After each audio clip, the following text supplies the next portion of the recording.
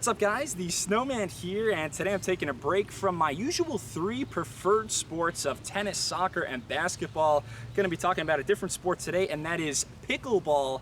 Maybe we're just starting to get into pickleball. It's kind of a blend between tennis and badminton. Very fun to play, in my opinion.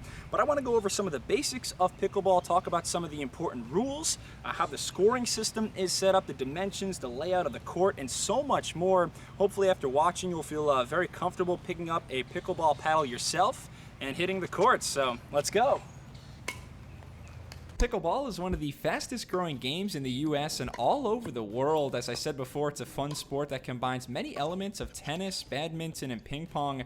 You're trying to hit the ball back and forth from your side to your opponent's side. Pickleball can be played indoors or outdoors on a badminton-sized court and a slightly modified tennis net. All you need equipment-wise is a couple of paddles and a plastic ball. The paddles are larger than a ping pong paddle but smaller than a tennis racket, typically made of wood or lightweight composite materials. The balls have many holes in them, pretty similar to a wiffle ball, and you can play pickleball as singles or doubles. Singles, you will do a bit more running. Doubles, more predicated upon net play, but from my experiences, both are very fun. Pickleball, a fantastic game for players of all ages. Now let's look at our pickleball court. This is a diagram from USA Pickleball, which is the national governing body for the sport in the US. You'll notice the court is the same dimensions as a doubles badminton court and is 20 feet wide, 44 feet long. For pickleball, we use the same court for both singles and doubles, and we've got three areas on each side, a right service box and a left service box. Those are important when we talk about serving. There's also a very important area on each side called the non-volley zone, or the kitchen. So this is different from tennis. The only time a player is allowed to enter the kitchen is to play a ball that bounces in the kitchen. Once it lands, then you may enter, play your shot, and then you have to exit the non-volley zone immediately afterwards. And this can be a tricky concept to grasp at first. It's basically designed so that players can't just poach easy volleys at the net all game long. Again, the ball must land in the kitchen first before you enter. That's why it's called the non-volley zone. No volleying allowed. And of course, the net in the middle, which stands 3 feet high on the ends, about 34 inches in the middle. That is your pickleball court. Let's talk about scoring now. Single scoring is a little bit more simplified than doubles since there's only one server on each side. One of the most important rules regarding scoring is that points are only scored by the serving team. So your opponent can't win a point if you're serving. All they can do is take the service control back in their favor. Games are normally played to 11 points, win by 2. You call the score out by saying the servers score first and then the receivers score, and the serve is always done from the right side when the server score is even and from the left side when the server score is odd. So for example, if I'm serving with the score 2-5, I should be on the right side, the deuce side in tennis terminology. It's the server's score that determines serving position, not the score of the receiver.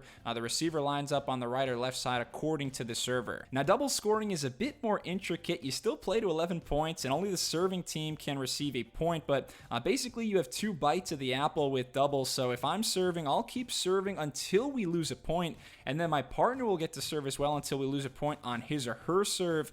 After we lose our 2 points, then the opponents will each have a chance to serve and accumulate their points. One of the most important rules to remember in terms of doubles positioning is that players on the serving team do not alternate sides unless a point is scored. So if I start serving on the right and we lose a point, I stay on the right side and my partner will serve from the left.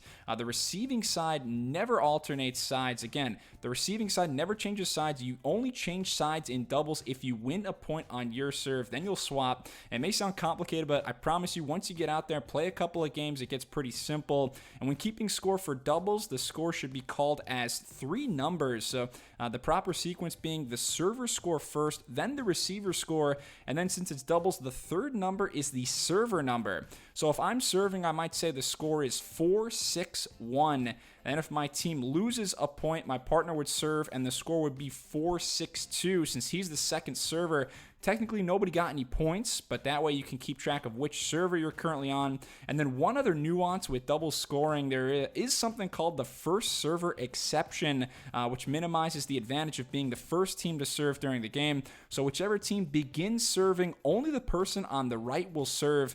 Once they lose a point, then the other team will get their 2 serves and so on and so forth. But that initial turn, the team that serves first only gets a single player serving. And we've mentioned the serve a lot already, but let's go just a little bit more in depth. The purpose of the serve is to place the ball in play and begin the point. The serve must be hit with an underhand stroke so that contact with the ball is made below the waist like so.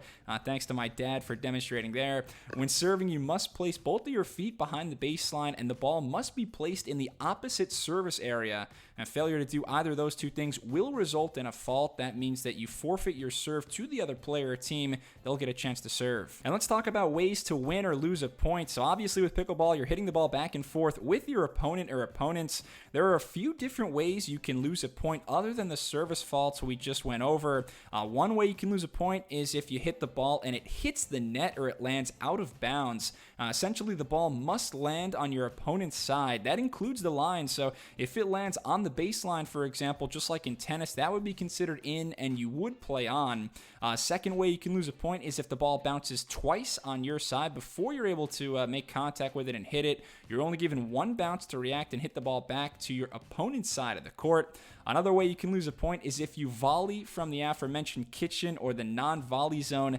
Remember, you can only hit the ball in the kitchen if it is already bounced. No volleying allowed. And then one other example of a fault, or a fourth way to lose a point, is if you volley the ball on either the service return or the first return by the serving side. So basically, if you're the returner, you must always let the ball bounce once before hitting the ball back to the server. And then likewise, the server has to let the ball bounce 1 time before they hit it back. So after that process, then both players are free to volley whenever they please, but this is what's called the 2 bounce rule, and that's meant to eliminate the serve and volley advantage, help extend rallies. All right, thank you so much for watching. I hope you enjoyed my video. If you learned something, please subscribe to the Snowman Sports Media for more sports content, and I'll be back real soon. Have a good one. Cheers.